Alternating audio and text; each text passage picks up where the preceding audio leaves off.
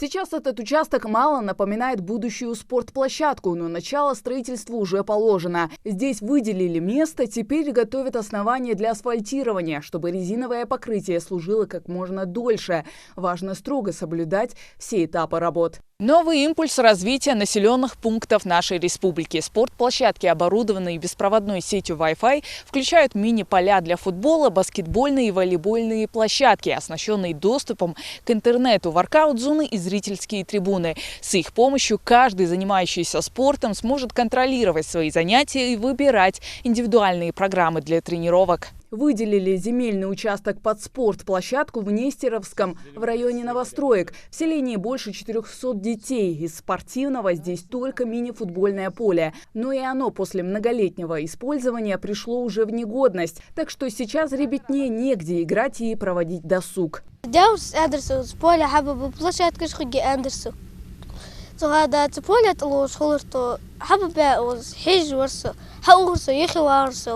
Футбол разный хамар для ходок. Строят умную спортплощадку в рамках федерального проекта «Бизнес-спринт», который входит в госпрограмму развития физической культуры и спорта. Такую же возводит и в Сунже. Министерство по физической культуре отвечает за оборудование и монтаж, а подготовка основания лежит на местных властях. Мы запросили, идут там переговоры.